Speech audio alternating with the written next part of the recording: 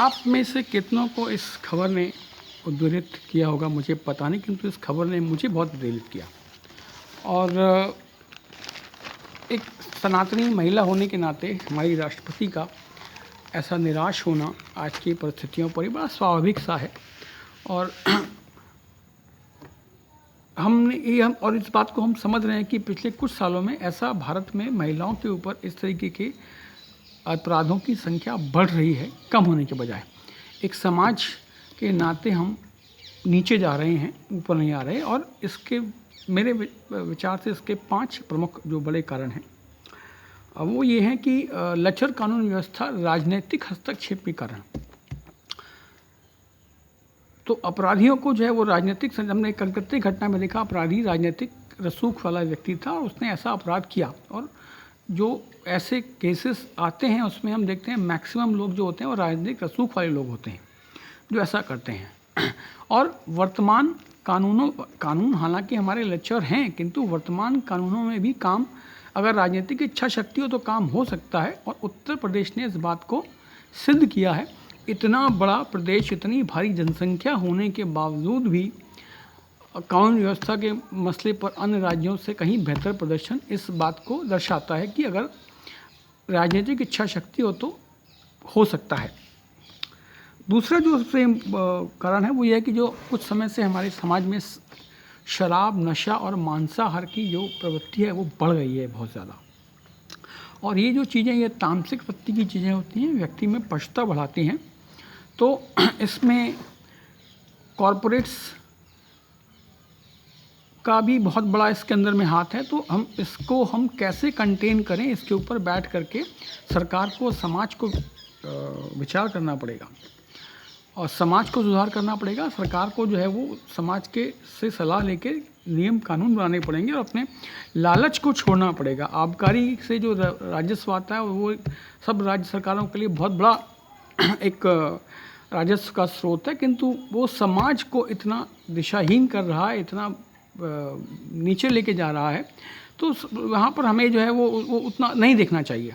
और गुजरात या बिहार जैसे राज्य जिन्होंने शराबबंदी की है तो वो क्या चल नहीं पा रहे हैं क्या? तो इसके ऊपर हमें ध्यान देना पड़ेगा। तीसरी चीज़ जो है वो सांस्कृतिक प्रदूषण जो आज जो है, जैसे कॉलेजेस फिल्मों में दिखाए जाते हैं, जैसे परिवार टीवी सीरियल्स में दिखाए जाते हैं, या जैसी चीज़ें OTT पर दिखाई जाती हैं, वैसी सामान्य रूप से मुझे तो समाज में दिखती नहीं है। कुछ 5-7-10% लोग इस तरीके होते होंगे, लेकिन आप 5-7-10% लोगों को ऐसा चित्रित करना कि ये समाज का चित्र है, ये गलत चीज़ है। और सरकार को इस संबंध में जो है ध्यान देना चाहिए। और ये हमारे सेंसर बोर्ड और जो संस्थाएं हैं वो क्या कर रही हैं, उनके कार्यप्रणाली के ऊपर में हमें जो है और सख्ती से इस पर करना चाहिए। हमें ये जो मानवता, वो जो मानवाधिकार और ये जो तमाम सारे आधुनिक जो लोग हैं, हमें इनके प्रलाप के ऊपर न जा करके हमें चीन की तरह संबंध में सख्त नीति हमें अपनानी चाहिए। चौथी जो चीज़ है वो ये है कि जो परिवार व्यवस्था का जो पतन हुआ है, और आज घरों में बुज़ुर्ग जो है वो नहीं रह गए हैं। बुज़ुर्ग जब नहीं है तो नैतिक शिक्षण कैसे हो?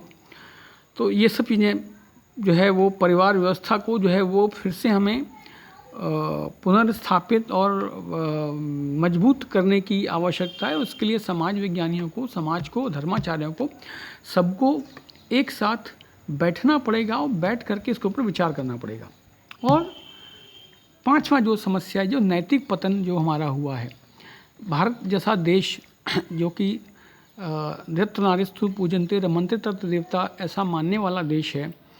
हमारे महापुरुष कृष्ण और राम, जिन्होंने कि नारी की मर्यादा भंग करने वाले व्यक्ति को प्राणदंड दिया, राम ने रावण को दिया, कृष्ण ने दुर्योधन दुशासन को दिया, और राम ने इंद्र को पदच्युत किया अहिल्या का शील भंग करने के अपराध में। तो ऐसा देश जहाँ पर ये उदाहरण हैं, और उस देश के अंदर में ऐसी चीज़ें होना ये बड़ी शर्मनाक है। और मुझे लगता है कहीं ना कहीं ये जो अपने जो इतिहास पुरुष हैं, उनको जो हम अपनी जानकारी अपने पीढ़ी को हम देने में नाकामयाब हैं, शायद ये उस वजह से है।